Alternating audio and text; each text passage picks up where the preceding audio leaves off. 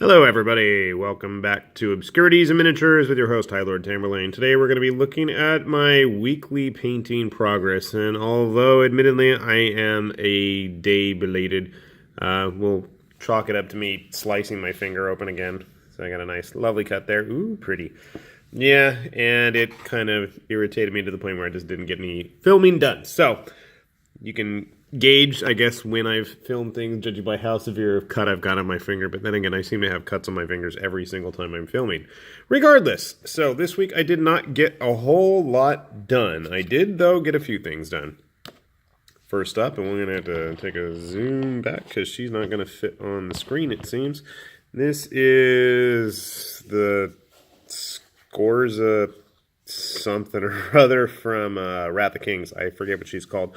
She's one of the character models for the wolves, and I'm bashing the tripod here, and I'm really unhappy with how her fur turned out. It looks all splotchy and horrible, and it really needs to get redone, and I'm thinking I'm probably going to have to do just that now.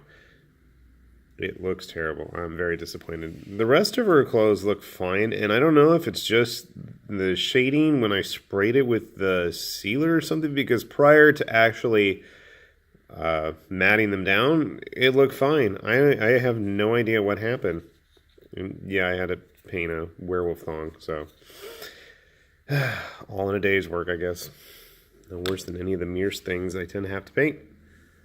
So she's done.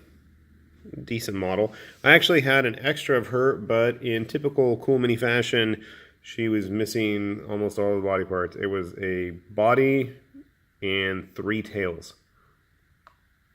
Why 3 tails? I don't know. Continuing on our Wrath of Kings binge, we got our 2 piggy juggernauts. I'm not sure what they're called, but you get a male and a female in the box. These are on 40mm bases, and they are big bad piggies. I guess to counter the big bad wolves. I really like the male one. It's a dopey sword. I did a poor job on it, I know. But it's very simplistic. But I really like his flowing cape, and he's got a good heft to him, considering he takes up just about all that base real estate there.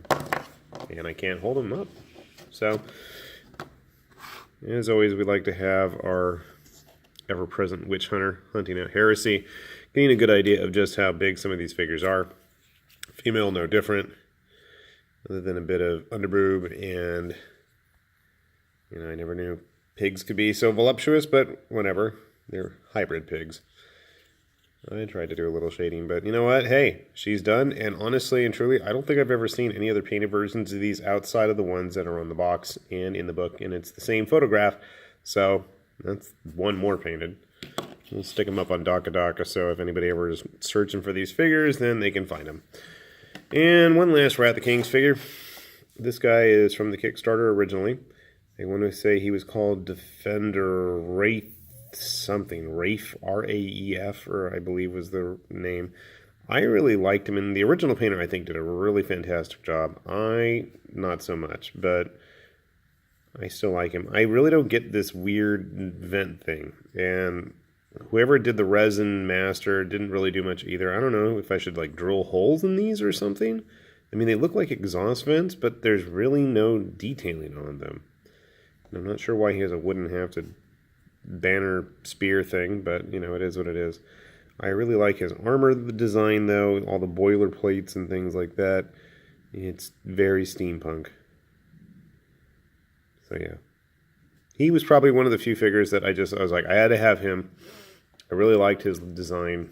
I like these weird exhaust port things he's got going on there. See if we can pull it back a little bit more. Hey, well, there we go. I learned how to use the buttons on my camera today. All right, what else we got?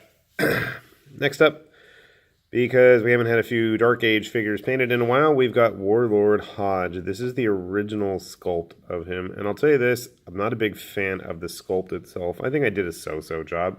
He does have painted eyes at least, so that's a plus. Something about the gun and the way he's holding it really irks me. I'm not sure what it is, but overall, at least he's finished. He's got his cool chainsaw thing. They did do a resculpt of him more recently, and I like that one a lot better, but the Dark Age stuff is really getting hard to find these days. Or people want exorbitant costs for it, and I don't feel like feeding those desires. So there's Warlord Hanj as I continue my ever maddening descent into my post-apocalyptic gaming. And next up is a figure that I probably should have spent more time on, and after seeing the Angel Heralda's version that Gangfight Games had painted up, I figured, you know what, I'm just going to have to do it on my own. So this is their Bruce Campbell-inspired figure for, what's the game? Blackwater Gulch? Does that sound right? It sounds right to me, but I might be wrong. Anyway, from Gangfight Games. I'm pretty sure that's what it is.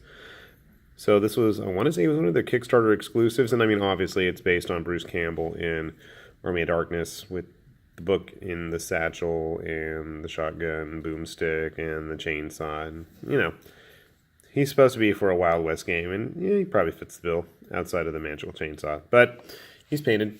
The legs were a little thin on him, and he's a little bit shorter compared to some of these other folks here. Then again, I mean, I guess looking at the Inquisitor, he's a lot leaner. So there's that to account for.